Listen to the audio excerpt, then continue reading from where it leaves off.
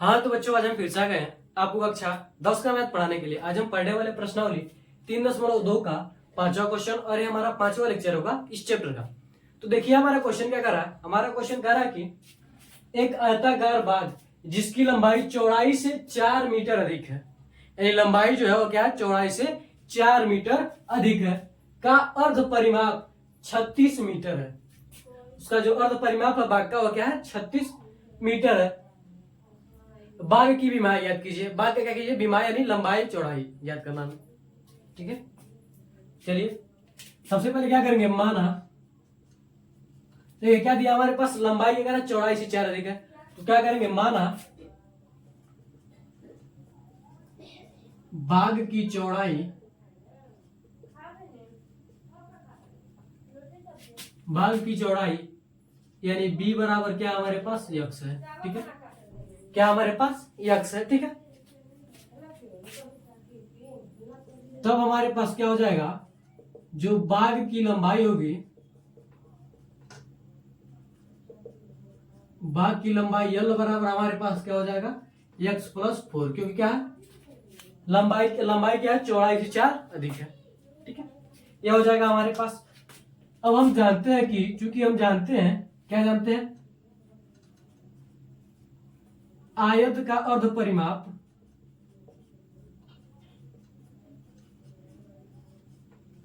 आयत का अर्ध परिमाप बराबर क्या होता है हमारे पास, यल प्लस क्या होता है, बी होता है। लंबाई यानी लंबाई प्लस क्या होता है, चौड़ाई होता है। ठीक है, और आयत का अर्ध परिमाप यानी संपूर्ण परिमाप क्या होता है, पूरा परिमाप क्या होता है, 2 इंटू यल प्लस बी होता है। या क्या होता है, पूर्ण परिमाप होता है। यानी इसका क्या होता है, आयत का परिमाप बराबर ये होता है। ठीक है, तो अर्ध परिमाप में क्या करेंगे हम, 1/2 से क्या करेंगे, इसमें भाग दे देंगे तो क्या हो जाएगा, अर्ध परिमाप हो जाएगा। यानी 2 से 2 कैंसिल हो जाएगा, बचेगा क्या हमारे पास, यल प्लस बी बचेगा। ठीक है, तो इसका आयत का क्या दिया, यहां पर देखिए आयत का अर्ध परिमाप क्या दिया, 36 मीटर दिया है। ठीक है, यल का मान क्या हमारे पास, x प्लस 4 है, प्लस बी का मान क्या हमारे पास, x है। तो यहां से क्या हो जाएगा, इधर आ जाएगा तो क्या हो जाएगा, 36 माइनस 4 बराबर क्या हो जाएगा, इधर 2x हो जाएगा। जब घटेगा हमारे पास 36 में से 4 तो क्या बचेगा हमारे पास, 32 बराबर क्या हो जाएगा, 2x हो जाएगा। और ये से कटेगा तो क्या हो जाएगा हमारे पास, x बराबर क्या हो जाएगा, 16 मीटर हो जाएगा। ठीक, x बराबर जब हमारे पास 16 मीटर बन गया तो l बराबर क्या है हमारे पास, x प्लस 4 है। यानी क्या हो जाएगा, 16 प्लस 4 बराबर क्या हो जाएगा, 20। यानी हम कह सकते हैं कि बाघ की चौड़ाई, बाघ की चौड़ाई बराबर बाघ की चौड़ाई l बराबर क्या हमारे पास, 16 मीटर, और बाघ की लंबाई, चौड़ाई से भी को कहेंगे ना, और लंबाई क्या हो जाएगा हमारे पास, 16 4 यानी 20 मीटर हो जाएगा। ठीक है, तो ये क्या हो जाएगा, इसका आंसर हो जाएगा। तो आप स्क्रीनशॉट ले लीजिए। आप चाहे तो इसे यह भी मान सकते हैं, माना लंबाई बराबर x और चौड़ाई बराबर y, तो इसमें थोड़ा सा कंफ्यूज हो जाएंगे आप। ठीक है, इस तरह से रहेगा, सीधे एकदम आसान है, सीधे सीधे आप रखिए, फार्मूला रखिए, आपका आ जाएगा। बस आपको जोड़ घटाना करना, तो इसलिए हमने सोचा कि यही तरीका बढ़िया रहेगा, उसे क्या बताया जाए। आप चाहे तो x और y भी रखकर मान सकते हैं, इससे भी आपका हो जाएगा जल्दी। लेकिन चलिए जो अच्छा है आप उसे भी ट्राई कीजिएगा। ठीक है, तो इसे मिटाते हैं हम, स्क्रीनशॉट ले लीजिए आप।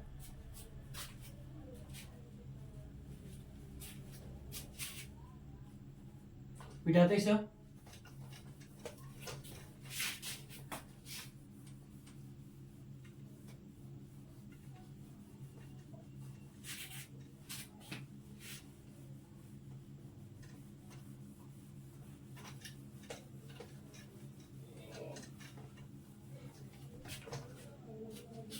अगला क्वेश्चन देखिए आप क्या करा है, छठवां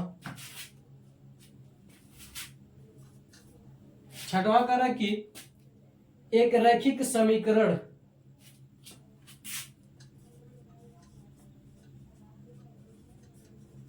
एक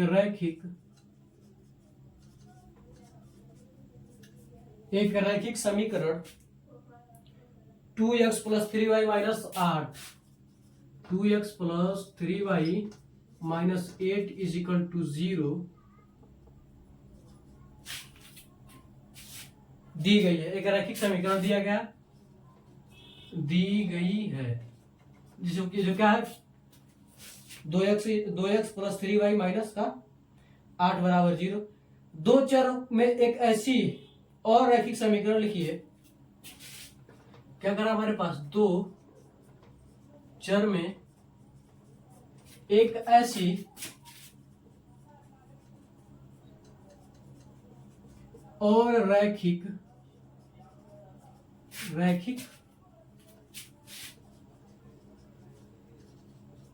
समीकरण, रैखिक समीकरण लिखिए ताकि प्राप्त युग्म ज्यामिति का निरूपण जैसा कि, लिखिए ताकि प्राप्त युग्म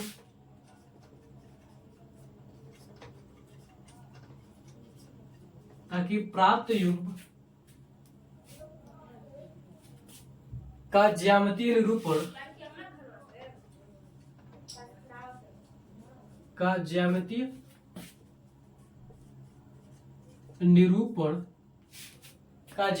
निरूपण जैसा कि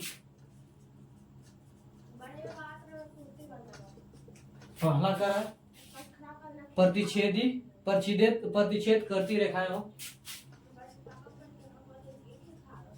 प्रतिच्छेद करती रेखाएं हो। दूसरा करा हमारे पास समांतर रेखाएं हो,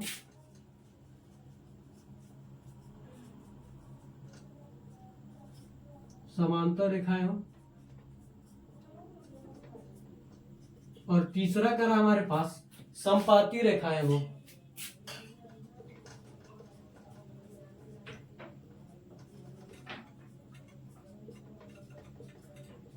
क्या हो, संपाती रेखाएं हो। इसे हम क्या करेंगे, सॉल्व करेंगे। अब देखिए क्या करा, रैखिक समीकरण यानी इसमें दी गई है दो चर वाले एक और रैखिक समीकरण का लिखिए। तो लिख सकते हैं दिया गया समीकरण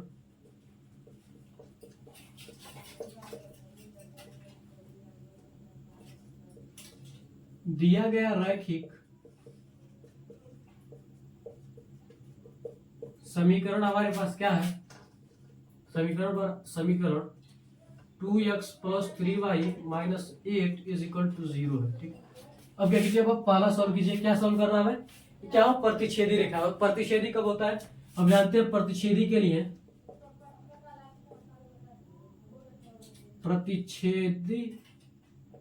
प्रतिच्छेदित रेखाओं के लिए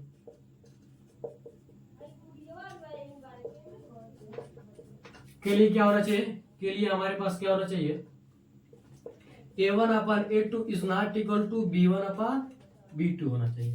ठीक है, तो हम कह सकते हैं कि दूसरा समीकरण माना दूसरा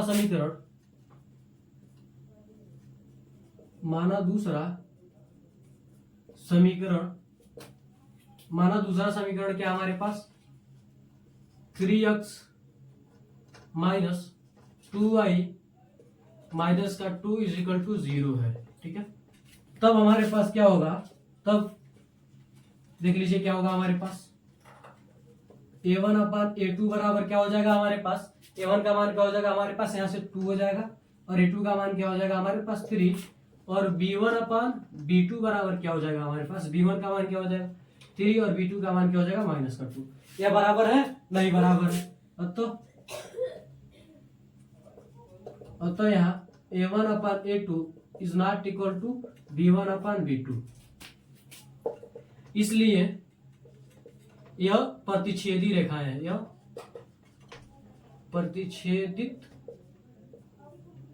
रेखाएं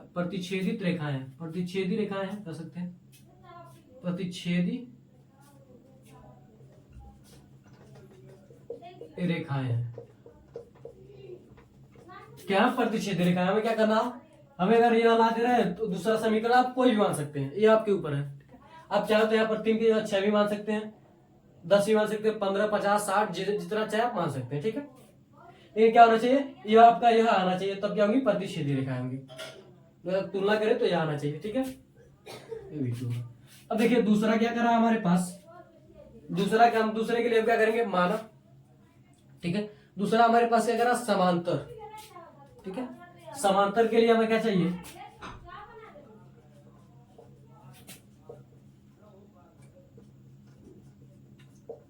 समांतर रेखाओं के लिए हमें क्या चाहिए, क्या हो, A1/A2 is equal to B1/B2 is equal to C1/C2 हो, ठीक है। यानी यह होना चाहिए। तो हम कह सकते हैं दूसरा समीकरण हमारे पास क्या है, माना दूसरा समीकरण बराबर, दूसरा समीकरण हमारे पास क्या है, पहला हमारे पास है, तो दूसरा क्या हो जाएगा हमारे पास 4x + 6y - 16 is equal to Z है, ठीक है। तब हमारे पास क्या होगा, A1/A2 बराबर क्या होगा हमारे पास, देखिए A1 का मान क्या हो जाएगा 2 और A2 का मान क्या हो जाएगा हमारे पास 4 हो जाएगा। यानी इसका टोटल मान क्या आएगा 1/2, ठीक है। B1/B2 का मान क्या हो जाएगा हमारे पास, B1 का मान क्या है 3 है, प्लस का 3 है, और B2 का मान क्या है प्लस का 6 है। जब ये भी कटेगा तो हमारे पास क्या बचेगा 1/2 बचेगा, ठीक है। और C1/C2 का मान क्या है हमारे पास, देखिए माइनस का 8 है और यहाँ पर क्या है माइनस का 16, तो माइनस से माइनस कटेगा और 8 दूना क्या हो जाएगा 16, 1/2 होगा। यानी अतः हम कह सकते हैं कि अतः यहाँ अतः क्या हमारे पास A1/A2 is equal to B1/B2 is equal to C1/C2 है, इसलिए ये समांतर रेखाएं हैं, समांतर रेखाएं, इसलिए क्या है समांतर रेखाएं। तो आप स्क्रीनशॉट लीजिए, तब तक आगे मिटाते हैं और तीसरे पर बढ़ते हैं, ठीक है, इसी के तीसरे पर, ठीक है। तो आगे देखिए, अगर हम क्या करें, तीसरा यहीं पर लगा देते हैं। तीसरा क्या करा, संपाती, ठीक है। संपाती के लिए क्या चाहिए हमारे पास, संपाती के लिए चाहिए A1/A2 is equal to B1/B2 is not equal to C1/C2। यह क्या चाहिए हमारे पास, संपाती के लिए चाहिए।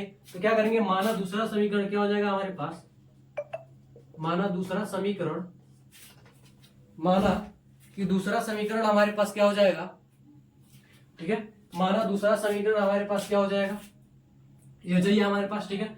तो क्या कर सकते हैं हम, 4x + 6y माइनस क्या हो जाएगा हमारे पास, चलिए